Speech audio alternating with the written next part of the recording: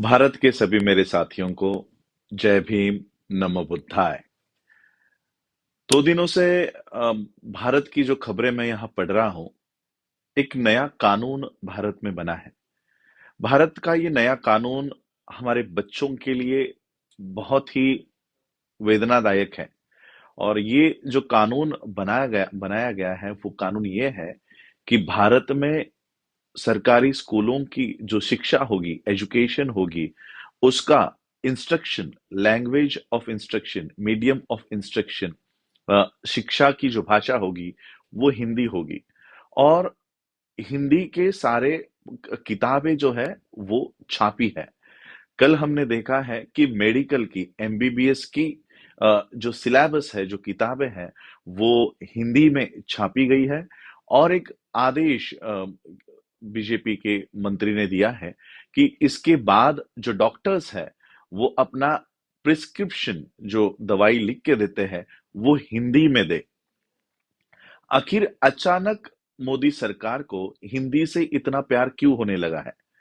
और अगर आपको इंग्लिश से नफरत है, तो फिर आप संस्कृत क्यों नहीं पढ़ा रहे हो? आप बच्चों की language, medium of instruction Sanskrit क्यों नहीं दे रहे हो? हिंदी क्यों देना चाहते हो? तो ये हिंदी लैंग्वेज करना एक बहुत बड़ा षड्यंत्र भारत में चल रहा है।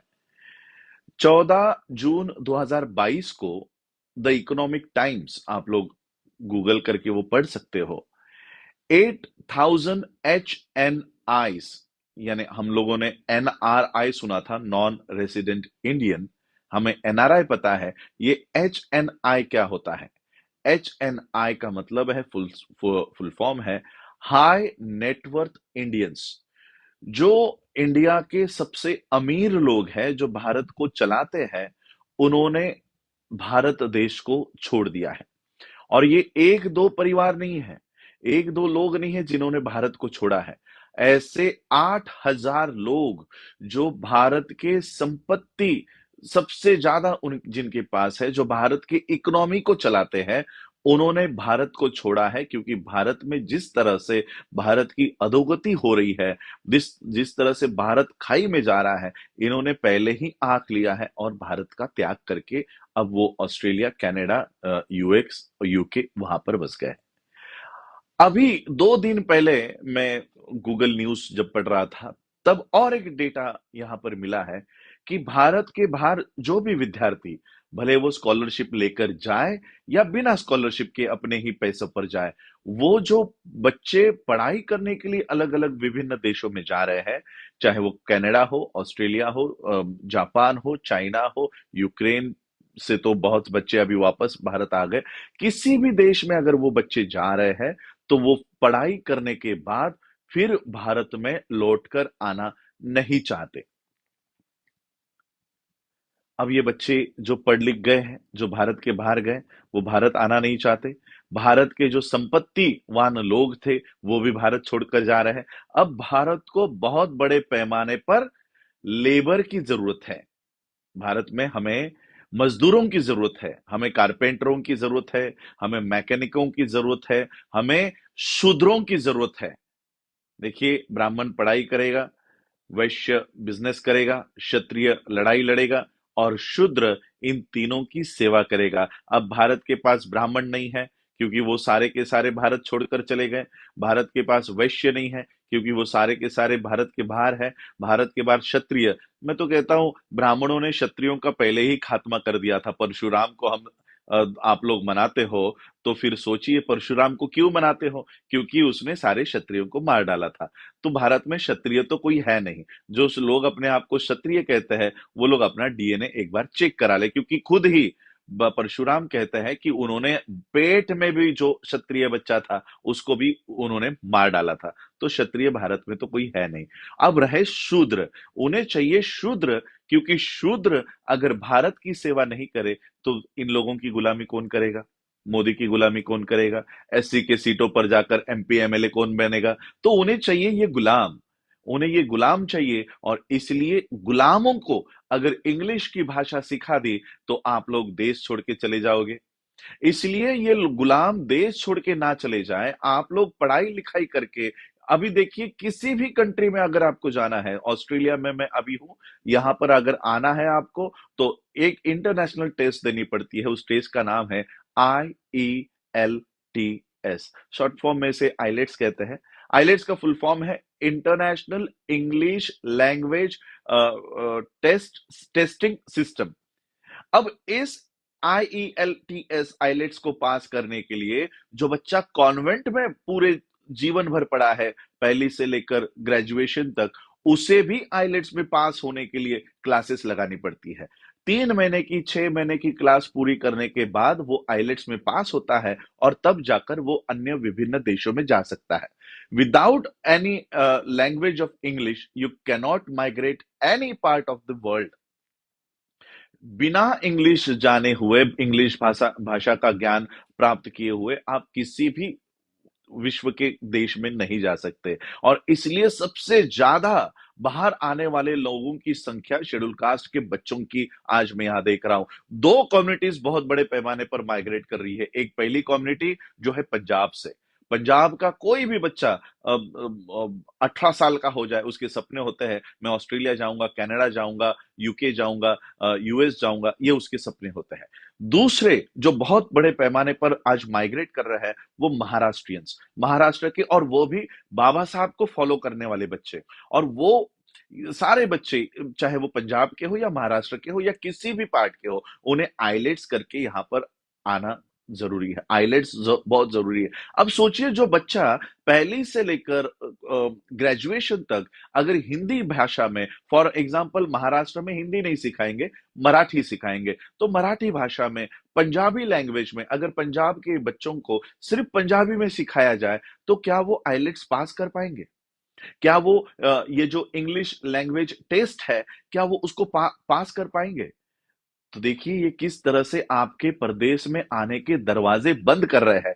एक तरफ भारत में आप घड़े को भी छूने नहीं दोगे, और दूसरी तरफ हमको भारत के बाहर जाने भी नहीं दोगे। इस तरह का षड्यंत्र बीजेपी और मोदी सरकार देश में खेल रही है, ताकि आपके बच्चे विश्व में आकर अपने गुणों को, अपने सारे जो उनमें क्वालिटीज है, उसका इस्तेमाल ना कर पाए।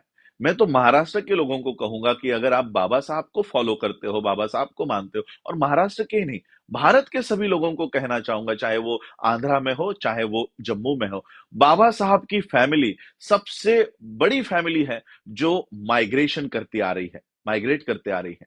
बाबा साहब बाबा साहब के पिताजी महाड़ रत्नागिरी जिले के मंडनगढ़ तालुका में वहां पर थे, लेकिन उन्होंने निर्णय लिया कि अपने बच्चों को अगर शिक्षित करना है तो मुझे ये गांव छोड़ना पड़ेगा, और उन्होंने वो गांव छोड़ा। वो गांव छोड़ा, वो सातारा गए, सातारा से बॉम्बे आए, बाबा साहब बॉम्बे से US गए, US से फिर गुजरात गए। किसी भी देश को नहीं जानते थे, किसी राज्य को नहीं जानते थे, फिर भी ये इतना माइग्रेट करते रहे। और इसलिए हम लोगों को, जो हमारी अपब्रिंगिंग हो रही है, माँ पिता अपने बच्चे को अपने पास रखना चाहते हैं, हमें कहीं ना कहीं अब ये आचरण छोड़ना होगा। बाबा साहब को मानते हो और तहसील तक छोड़ने को तैयार नहीं हो, अपना गांव तक छोड़ने को तैयार नहीं हो, और उस गांव में पीटते रहोगे, उस गांव में मरते रहोगे, लोगों की गुलामी करते रहोगे, लेकिन गांव नहीं छोड़ोगे, घर नहीं छोड़ोगे।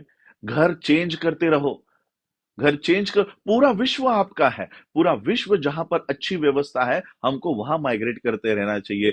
बाबा साहब के भाई, पिता के भाई, यानी बाबा साहब के चाचा, बाबा साहब के पिता को अफगानिस्तान में मिले। सोचिए हमारी फैमिली कितनी माइग्रेट करती रहती होगी। बुद्ध का धम्म ही माइग्रेशन का है। अगर बुद्ध का धम्म सिर्फ भारत को ही पकड़ के रहता, तो बुद्ध भारत के बाहर आधा विश्व कभी बौद्ध धम्म के ऊपर मार्गक्रमण नहीं कर पाता। और इसलिए हमें माइग्रेशन करते रहना चाहिए। तो आज माइग्रेशन करने की सबसे बड़ी कंडीशन क्या है, सबसे बड़ी रिक्वायरमेंट क्या है? लैंग्वेज, भाषा। भाषा का अगर ज्ञान ना हो तो आप कैसे आओगे? बुद्ध को पूछा गया था कि उस समय भाषा पाली हुआ करती थी। बुद्ध को पूछा गया था कि हम अपने जो सारे जो बातें हैं, ये पाली लैंग्वेज में करें या किस लैंग्वेज में करें? कौन सी भाषा का इस्तेमाल करें? बुद्ध ने जवाब दिया कि जिस भाषा में वो समझते हैं, उस भाषा का इस्तेमाल तुम्हें करना है। जिसे जैसे एक माँ अपने बच्चों को जिस भाषा में बताती है, उस भाषा का आपको प्रयोग करना है। पाली उस समय की भाषा हुआ करती थी, उस भाषा का भी बुद्ध ने समर्थन नहीं किया। हमें हर भाषा सीखनी चाहिए, हर जो लोग जो भाषा बोलते हैं, उस भाषा में हम लोगों को अपडेट रहते आना चाहिए। अब भारत सरकार कहती है कि नहीं, इंग्लिश आप लोगों को नहीं सिखाएंगे, आपको हिंदी सिखाएंगे और आपको लेबर बनाएंगे, मजदूर बनाएंगे। इस तरह से आप लोगों के जो निम्न स्तर के काम है, वो करने के लिए इनको गुलाम चाहिए। डॉक्टर बनने के बाद अगर आपको सिर्फ हिंदी में ही डॉक्टर बनाया जाएगा, आप बताओ, क्या आप मलेशिया में कभी प्रैक्टिस कर पाओगे? क्या आप सिंगापुर जा पाओगे? क्या आप चाइना जा पाओगे? क्या आप जापान जा पाओगे? क्या यूएस आ पाओगे? नहीं आओगे। भारत में आपके हाथ से जो लोग पानी नहीं लेते, कोरोना की आप लोग बिहार की न्यूज़ उठाकर पढ़ लो, क्वारंटाइन में जो लोग मर रहे थे, वो लोग आपके हाथ से पानी नहीं स्वीकारना चाह रहे थे। जो लोग आपके हाथ से पानी नहीं लेना चाहते, आपके हाथ से इलाज लेंगे? आपके हाथ से इलाज करवाएँगे? और इसलिए ये लोग चाहते हैं कि वो शूद्र और वो जो वर्ण व्यवस्था है वो बनी रहे और शूद्र शूद्र ही बने रहे, इसलिए इनको भाषा का ज्ञान नहीं होना चाहिए। जैसे ब्राह्मणों ने कह दिया था कि शिक्षा का अधिकार शूद्रों को नहीं होना चाहिए, उसी तरह से अब ये नया वर्ण व्यवस्था चल रहा है कि शूद्रों को सिर्फ हिंदी पढ़ा। अगर ये बोल दो कि हम इनको पढ़ाएंगे ही नहीं, तो शूद्र शायद इनके खिलाफ आंदोलन कर दे। और इसलिए ये नहीं कह रहे कि हम आपको पढ़ाएंगे नहीं, हम आपको पढ़ाएंगे, लेकिन ऐसा गला कुचला और ऐसा आउटडेटेड मटेरियल पढ़ाएंगे जिससे आपकी कौम सिर्फ गधे बनेंगे, सिर्फ गधे। जो ब्राह्मणवाद का जो वजन है, वो जो भार है, वो ढोने वाले गधे आपको बनाएंगे। और इसलिए मैं आप लोगों को और जितने भी भारत में और भारत के बाहर हमारे जो समर्थक है, जो सहायक है, मैं आप लोगों से कहना चाहूंगा, बुद्धिस्ट सोसाइटी ऑफ इंडिया, भारतीय बौद्ध महासभा के माध्यम से मैं भारत में आने के बाद इंग्लिश कोचिंग और आईलेट्स के प्रिपरेशन की क्लासेस हम लोग खोलेंगे कि इंडिया के बाहर जाने के मार्ग हमारे बच्चों को खुले। इसलिए सबसे पहला काम बुद्धिस्ट सोसाइटी ऑफ इंडिया का होगा, इंडिया में आने के बाद एक सेंटर, चाहे वो रेंट पर ले या खरीद कर ले, और जो यूनिवर्सिटी हम बना रहे हैं उसमें से इंग्लिश की ट्रेनिंग बच्चों को देंगे और आईलेट्स की प्रिपरेशन कराएंगे। और भारत के बाहर कहां कहां पर स्कॉलरशिप लेकर या बिना स्कॉलरशिप के आप कौन से कोर्सेस करके यहाँ पर स्थायिक हो सकते हो, ये सारा ज्ञान हम भारत के बच्चों को देंगे। तो यही मैं कहने के लिए आया था कि ये लोग हिंदी का क्यों इस्तेमाल करना चाहते हैं। और मैं आपके बच्चों को कहना, देखिए, इंग्लिश का जहां पर इंस्ट्रक्शन होगा या भाषा होगी, वो स्कूल हमारे लिए बंद हो गए हैं। प्राइवेटाइजेशन स्कूल्स का हो गया है, इसका मतलब प्राइवेट स्कूल में इंग्लिश सिखाया जाएगा जहां पर हमारे बच्चे नहीं आ सकते। मैं मेरा उदाहरण देना चाहता हूं, मेरी बच्ची उसका जन्म 2010 में हुआ। तो एक 2015 में हम उसके लिए एक स्कूल ढूंढ रहे थे कि अच्छी स्कूल हो। तो बॉम्बे की सबसे अच्छी स्कूल थी रायन इंटरनेशनल। तो रायन इंटरनेशनल में हम जब गए, तो वहां पर एक जूनियर केजी की एंट्री फी है 3.5 लाख रुपए। 3.5 लाख रुपए जूनियर केजी का बच्चा सिर्फ मट्टी में खेलने वाला है, फिर भी उसके लिए 3.5 लाख रुपए है। तो हमने कहा ये हमारे बजट में नहीं है। फिर हम लोग दूसरे स्कूल में गए, पोदार करके बॉम्बे में एक बहुत बड़ी स्कूल ऑल ओवर इंडिया चलती है, उसकी फ्रेंचाइजी ऑल ओवर इंडिया है। आज भी जूनियर केजी की फी यहाँ पर 2 से 2.5 लाख रुपए है। हमको वो भी अफोर्डेबल नहीं थी, तो हमने किसी कॉन्वेंट अच्छे स्कूल में हमने अपने बच्ची का एडमिशन कर दिया ताकि वो इंग्लिश वहां पर सीखे। लेकिन अब पता चल रहा है कि इन बच्चों को भी इंग्लिश वहां पर नहीं सिखाया जाता। तो ये हमारे बच्चे जो प्राइवेट स्कूलों में जाएंगे, उसकी फीस इतनी बड़ी कर रखी है कि हम अंबेडकर फैमिली भी अपने बच्चों को इन स्कूलों में नहीं पढ़ा सकती। सोचो, सामान्य लोग अपने बच्चों को इन स्कूलों में पाएंगे कि नहीं। और इसलिए ये एजुकेशन के दरवाजे हमारे लिए बंद कर रहे हैं। इसलिए हमें वो दरवाजे खोलने चाहिए, हमें वो काम करना चाहिए। चाहे वो पंजाब के लोग हो या आंध्र के लोग हो या कर्नाटक के लोग हो, महाराष्ट्र के लोग हो, हम धम्म की बातें कर रहे हैं, धम्म का काम करते हैं, लेकिन धम्म का है मतलब ही एजुकेट होता है, एजुकेशन देना होता है। तो हमें ये प्राथमिक काम करना होगा। बुद्ध विहारों में से ये एजुकेशन का सिस्टम शुरू करवा दो। कॉम्पिटिटिव एग्जाम्स के लिए आईलेट्स की तैयारी, इंग्लिश की तैयारी, जो बच्चे हमारे पढ़ लिख गए हैं, ग्रेजुएट हो गए हैं, अच्छा नॉलेज जिनको है, वो दिन में एक एक घंटा 2 घंटे ये ऐसा आप लोग निकाल कर अपने बच्चों को, आने वाली पीढ़ी को ट्रेन करें। ये बहुत बड़ा षड्यंत्र भारत में चल रहा है। भाषा को ये हिंदी भाषा को कंपलसरी करके हम लोगों को भारत में दबाकर रखना चाहते हैं, भारत के बाहर आने नहीं देना चाहते। और इसलिए हम लोगों को इनका ये षड्यंत्र पहचान कर हम लोगों को उस तरह से मार्गक्रमण करना चाहिए। ये जानकारी मैं देने के लिए आप लोगों के लिए आया था कि बहुत बड़ा षड्यंत्र हम लोगों को वहां पर हम लोगों के लिए बनाया जा रहा है। इस षड्यंत्र का तोड़ अगर वो पॉलिसी बना रहे हैं तो हमें काउंटर पॉलिसी तैयार रखकर उस पर काम करना चाहिए। आप लोगों ने सुना, आज मुझे लगता है भारत में इस समय रात के 2:30 बजे होंगे, लेकिन ऑस्ट्रेलिया में यहाँ पर सुबह हो गई है, 9 बज गए हैं। तो मैं लाइव आ रहा हूँ, फिर भी बहुत सारे लोग लाइव सुन रहे हैं। तो आप लोगों को ये बात बताने के लिए मैं आ रहा हूँ। तो एक एक बीजेपी के है, कोई कमेंट कर रहे हैं कि बीजेपी तब इंग्लिश का ओल्ड होल्ड और इंग्लिश का विरोधी कर रहे हैं। तो ऑब्वियसली ये बीजेपी आरएसएस, और मेरे पेज पर ज्यादा मेरे बहुजनों के कम लोग हैं, ये ब्राह्मण ज्यादा वॉच रखे हुए हैं। और इसलिए आरएसएस के सभी लोग, इसलिए मैंने लास्ट टाइम मैंने डिसाइड किया था कि मैं सोशल मीडिया का त्याग करने वाला हूँ, फेसबुक यूट्यूब पर अपने वीडियोस नहीं डालूंगा, और अपनी खुद की एक वेबसाइट बनाकर उसको प्रॉपर लोगों को वेरीफाई करके ही उसको उसका मेंबर बनाएंगे। क्योंकि मेरे पेज पर घुसपैठ हो चुकी है, मेरे पेज पर सारे तिवारी त्रिपाठी वहां पर वॉच लगाए हुए हैं।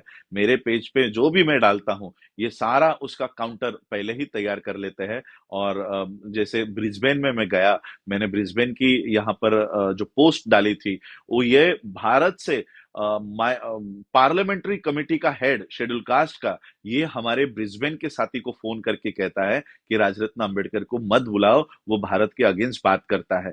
ये देखिए, मेरे पेज पर ये ब्राह्मणों के लोग वॉच करके रखे हुए हैं, और वो जहां जहां पर मैं जाता हूं उनको फोन करते हैं। कल परसों भी मैंने एक मेंबर ऑफ पार्लियामेंट की पोस्ट डाली, मुझे वो नाम उनका मिटाने मिटाने लगा, क्योंकि भारत के बाहर इनके जो कॉन्सुलेट्स यहाँ पर बैठे हैं, वो कहीं उनको जाकर धमकियां ना देने लगे। तो मेरे पेज पर ये सारे ब्राह्मणवादी जो लोग हैं वो कमेंट करते रहते हैं। मुझे तो और अच्छा लगता है कि कब तक हम कमेंट करते रहे, कब तक हम आपकी प्रतिक्रिया करते रहे। आप हमारे बच्चों को मारोगे, आप हमारे मूछ रखने पर हत्या कर दोगे, आप हमको घोड़ी पर बैठने पर हत्या कर दोगे, और हम प्रतिक्रिया देते रहेंगे। अब हम क्रिया कर रहे हैं और आप प्रतिक्रिया दे रहे हो। मुझे बहुत अच्छा लगता है आपको प्रतिक्रिया देते हुए और देखते हुए कि आप लोग प्रतिक्रिया दे रहे हो। बहुत अच्छा हम लोग क्रिया करने का काम देश कर रहा है, और बहुत अच्छा आज काम हो रहा है।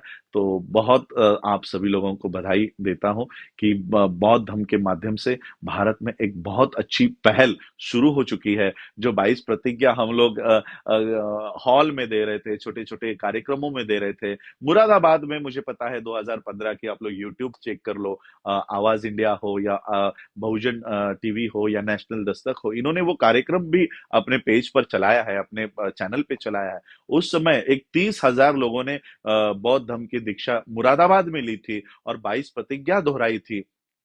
वो 22 प्रतिज्ञा कभी किसी ने नहीं दिखाई 2015 में। 2022 में आप हमारी 22 प्रतिज्ञा घरों घरों में दिखाई गई है, हमारी 22 प्रतिज्ञा वर्ल्ड में दिखाई गई है। तो बहुत अच्छा लगता है जब ब्राह्मण हमें प्रतिक्रिया देता है। अब हम क्रिया करने के स्टेज पर आ गए हैं और तुम प्रतिक्रिया देने के कगार पर आ गए हो। तो बहुत अच्छा, धम्म के माध्यम से हम लोगों ने ये मुकाम हासिल कर लिया है। तो इसलिए ये बात मैं बताने के लिए आया था कि इंग्लिश लैंग्वेज कंपलसरी अपने बच्चों को पढ़ाओ।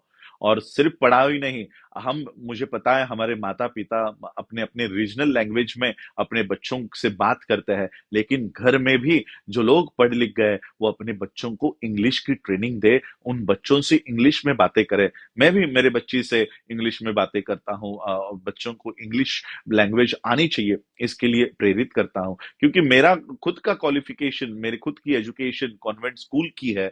हम लोग क्रिश्चियन मिशनरी स्कूल में पढ़े हैं, Samson English high school Mulund में थी। तब हम लोग वहां पर पढ़े हैं और बेसिक एजुकेशन हमारा इंग्लिश में है। लेकिन इंग्लिश भाषा का ज्ञान प्राप्त करने के बाद भारत में मुझे हिंदी ही बोलनी पड़ती है, क्योंकि भारत के लोगों के सामने अगर मैं इंग्लिश में बोलने लगा तो उन्हें समझ में नहीं आएगा। तो पूरी एजुकेशन इंग्लिश में हुई, लेकिन मेरा कार्य क्षेत्र हिंदी में है, इसलिए मेरी इंग्लिश थोड़ी कमजोर हो गई और हिंदी अच्छी हो गई। पहले मेरी हिंदी कमजोर थी, इंग्लिश अच्छा था, अब उल्टा हो गया है। लेकिन फिर भी हमें हमारे बच्चों को इंग्लिश लैंग्वेज के लिए ट्रेन करना होगा, और सिर्फ इंग्लिश लैंग्वेज के लिए नहीं, आईलेट्स के लिए उनको तैयार करना होगा, क्योंकि हमारे बच्चे 3 साढ़े 3 लाख की कोचिंग एफोर्ड नहीं कर सकते। तो हम सभी लोग इंग्लिश भाषा का इस्तेमाल करें, इंग्लिश का बॉयकॉट नहीं करें। जिनको बॉयकॉट करना है, देखो ब्राह्मणों के बच्चे भारत में है ही नहीं, तो ऐसा मत, जो लोग कहते हैं हम भारत से ब्राह्मणों को भगाएंगे, अरे भारत में ब्राह्मण है कहाँ जो भगाओगे? वो सारे अगल बगल में भाग गए हैं पहले से ही। भारत को कुआं बनाकर, खाई बनाकर, खाई में ढकेल कर वो चले गए हैं। भारत के सभी लोग भारत के बाहर हैं। अब मैं अमित शाह जी से गुजारिश करना चाहूंगा कि अमित शाह जी, आपके बेटे को अगर इंग्लिश नहीं आती है, इसका मतलब ये नहीं कि भारत के किसी भी लोगों को इंग्लिश नहीं आनी चाहिए। आपका बच्चा अगर इंग्लिश नहीं बोल सकता, तो बाकी बहुजनों के बच्चों को भी इंग्लिश नहीं पढ़ाना चाहिए। ये नीति अब बंद कर दो। बहुजनों के लोग अब जागरूक हो गए हैं। तो अमित शाह जी और जय शाह जी, मैं आपको कहूंगा, इंग्लिश नहीं आती तो कोचिंग करा लो और वहां से इंग्लिश कर लो, लेकिन हमारी इंग्लिश बंद मत करो। तो आप लोगों ने मुझे सुना, उसके लिए आप सभी लोगों का आभार व्यक्त करता हूं। जय भीम, जय बुद्ध, जय भारत। नमो बुद्धाय।